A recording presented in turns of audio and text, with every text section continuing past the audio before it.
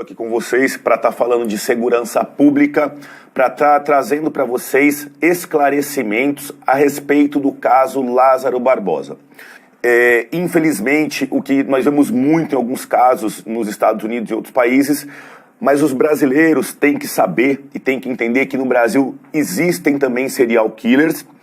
Eu acredito que existam mais do que nós imaginamos e que todos os brasileiros, todos nós, a gente tem que estar atento para anormalidades e estar notificando para que uma pessoa com distúrbio, um serial killer, não saia por aí causando o mal que esse Lázaro Barbosa aí está praticando com a população do interior e da área rural de Goiás, de Brasília, aterrorizando, amedrontando todas as pessoas desesperadas com medo desse monstro entrar na casa delas e tomar a vida delas.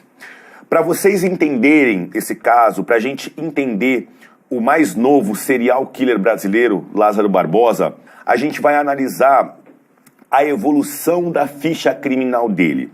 Um brasileiro de 32 anos, o Lázaro já tinha sido preso já no ano de 2007, lá atrás, por homicídio e por estupro. E depois disso, de 2007 até agora, 2021, ele fugiu 3 vezes da cadeia, ele praticou diversos crimes e está há anos aterrorizando. Ele preso fugiu, né? Mostrando a agressividade e a necessidade de ir contra o sistema. Em 2009, o criminoso migrou para Brasília. Então a gente tem a construção de um criminoso que foi preso num primeiro momento só num homicídio, mas que a polícia, o sistema não foi capaz de fazer ele cumprir a pena toda, já perdeu o medo e o respeito, e na sequência ele volta a praticar homicídio, pratica estupro e roubo. 2009. Em 2012, Lázaro e outros 3 presos se juntam e agridem um outro detento durante o banho de sol. É aí que eu vou contar para vocês que é uma coisa muito pesada. As cadeias do Brasil, a gente tem um sistema chamado seguro. O que seria esse seguro? O seguro é uma cela dentro da cadeia que ficam os presos que os outros detentos têm vontade de matar, praticar homicídio. Na sua grande maioria, nas penitenciárias do nosso país, esses são os estupradores. O que me chama a atenção nessa informação de 2012? O Lázaro, ele já estava preso por estupro. Então, ele tinha que estar numa cadeia somente de estupradores e ainda ter muito pouco acesso a pátio e esse tipo de coisa, que é o que acontece. Ele tem um caráter tão violento e tão agressivo que o meu entendimento aqui, a minha leitura, é que ele tinha o tratamento de presos normais que não praticaram estupro, que é um crime que a população carcerária abomina. Apesar de ser crime, a maior parte da população carcerária é contra o estupro. E o Lázaro, preso por estupro, passeava pelo pátio e ainda conseguiu dar gravata e espancar. Extremamente perigoso e violento, inclusive dentro da penitenciária. Aí vamos analisar, né? O Lázaro preso em Brasília. Na segunda fuga dele, na segunda fuga do Lázaro, ele fugiu porque ele teve direito ao indulto de Páscoa, a uma saidinha de Páscoa. Galera, a gente está aí aproximadamente no ano de 2013, a gente está hoje em 2021. Vamos dar uma analisada no laudo, no exame psicológico do Lázaro, que foi feito pelos psiquiatras forenses da cadeia, e o parecer do Ministério Público. Ambos totalmente contra a saidinha dele, mostrando que esse Lázaro não tinha a mínima condição de convívio em sociedade. Mas ainda assim, não sei por que o sistema concedeu a um homicida, ladrão e estuprador o benefício do indulto de Páscoa. Analisar. Laudo psicológico elaborado no complexo da Papuda. Características do preso Lázaro: agressividade, ansiedade e tensão, ausência de mecanismos de controle, dependência emocional, dificuldade em canalizar expressões e emoções, impulsividade, instabilidade emocional, possibilidade de ruptura do equilíbrio, preocupação com distúrbios sexuais e sentimento de angústia. Só tinha isso de transtorno, mais nada, só esses pequenos pontos. Ainda falou a psicóloga, o criminoso tem um histórico abusivo de drogas e álcool, além do comportamento do distúrbio sexual. Final do laudo, os psicólogos forenses extremamente competentes, aspas, percebe-se que o indivíduo, caso seja inserido no contexto social e ambiental ao qual pertencia antes da prisão, caso volte a conviver em sociedade, certamente retornará a delinquir nos mesmos crimes. A psiquiatra falou que não tinha a mínima possibilidade de colocar o Lázaro na rua. Esse parecer da psicóloga para concessão da saidinha, ele ainda vai passar pelo parecer do Ministério Público. O Ministério Público tem que se manifestar em relação aos benefícios da LEP. Manifestou-se no ano de 2014 o Ministério Público do Distrito Federal. Nesse sentido, registrou-se que o sentenciado ainda não está apto a retornar ao convívio social. No momento, o seu grau de periculosidade é muito alto. A psiquiatra forense negou a saída, o Ministério Público se manifestou contrário à saída em seu parecer e a saída, o indulto foi concedido. Eu pergunto para vocês, por quê? Por quê? Quem concedeu esse indulto? Quem concedeu esse indulto analisou os requisitos objetivos e subjetivos.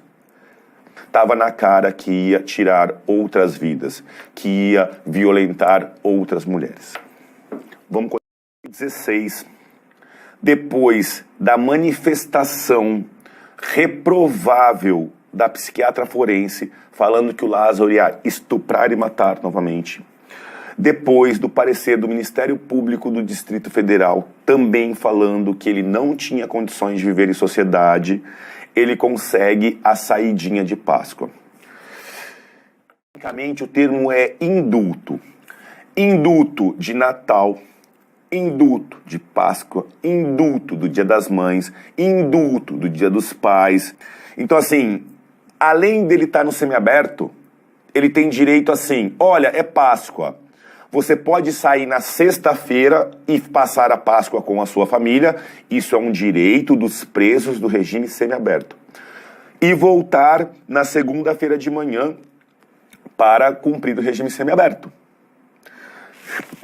Só que o que acontece? Quando você pega um preso de alta periculosidade, um preso pesado, que sabe vai ficar anos na cadeia, e ele consegue o benefício para o semiaberto, vocês acham que depois de uma saidinha, que esse preso vai se apresentar na segunda-feira?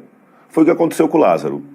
Ele já tinha praticado vários crimes, estupro, homicídio, ele tinha um comportamento reprovável dentro da cadeia, ele praticou falta grave dentro da cadeia e conseguiu um benefício. E esse benefício o viabilizou a ficar na rua de novo. A gente está em 2016 e em 2016 Lázaro Barbosa foge de novo das mãos do Estado. Depois da legislação penal brasileira soltar o Lázaro, a polícia duramente, em 2018, conseguiu recapturar ele. E a progressão criminosa do Lázaro não parava. Ele não para de praticar crime. Ouve só, eu vou dar uma lida aqui, ouve só.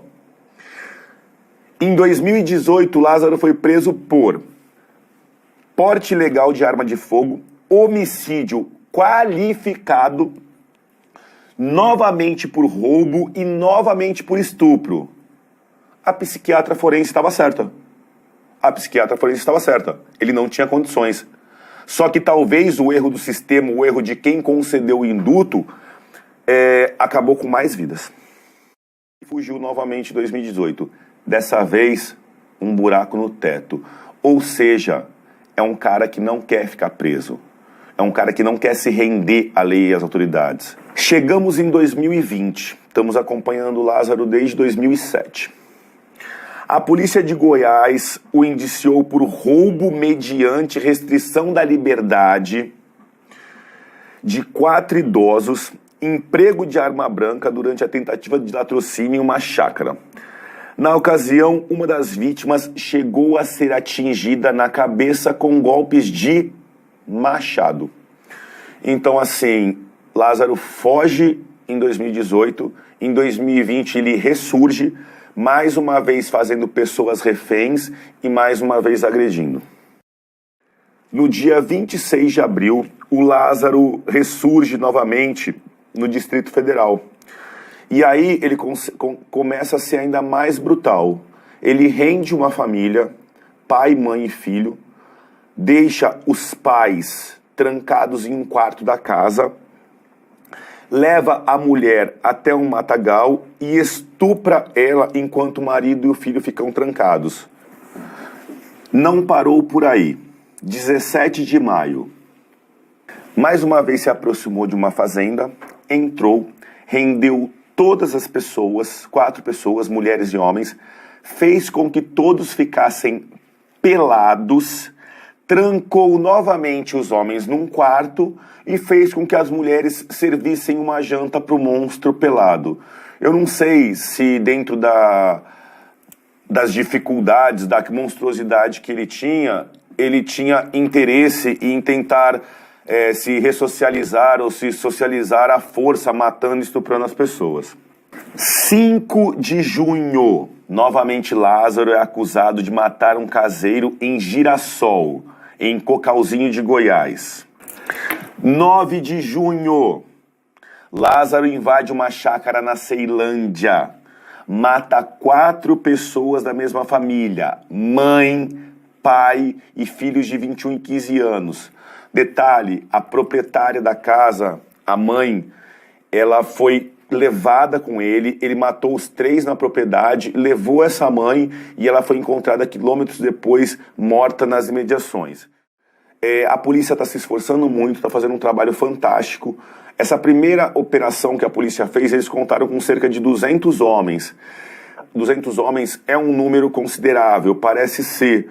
Mas eu acho que para uma busca em mata, para dar as mãos, uma busca em mata de um criminoso extremamente violento e perigoso para preservar populações policiais, a gente precisa ainda de mais gente, mas já é um número bem considerável. Eu quero o cerco policial, mais uma vez, no último dia 15, o Lázaro invadiu uma fazenda e fez refém um pai, uma mãe e uma filha. Vocês já sabem, né, os hábitos desse criminoso. Ele ia levar todo mundo para a beira do rio e tirar a roupa. Só que a menina conseguiu pedir socorro para a polícia.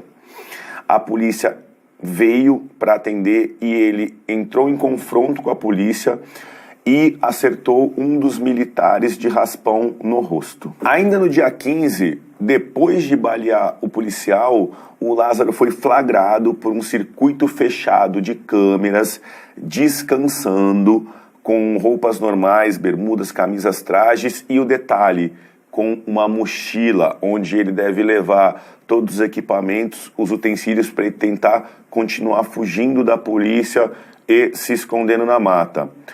Mais um detalhe, ele ainda força o caseiro desse local a dar comida para ele novamente. Lázaro mais uma vez trocou tiros com a polícia e continua foragido. Do dia para a noite e sai fazendo isso. Existe uma coisa chamada progressão criminosa. Então, conforme o criminoso ele pratica o primeiro crime menor, depois ele segundo maior e o terceiro, a tendência dele é ir do estupro para o homicídio, para o roubo, para o sequestro e sempre progredindo e praticando outros crimes. E infelizmente, vocês viram, ele conseguiu fugir 2 vezes, ele teve direito a indulto. Então, infelizmente, eu enxergo uma série de falhas no nosso sistema jurídico penal, tanto no sentido dele ter sido ter tido uma pena mais forte no primeiro crime, quanto no sentido de não identificar o potencial criminoso em série que existia ali e novamente colocar ele nas ruas.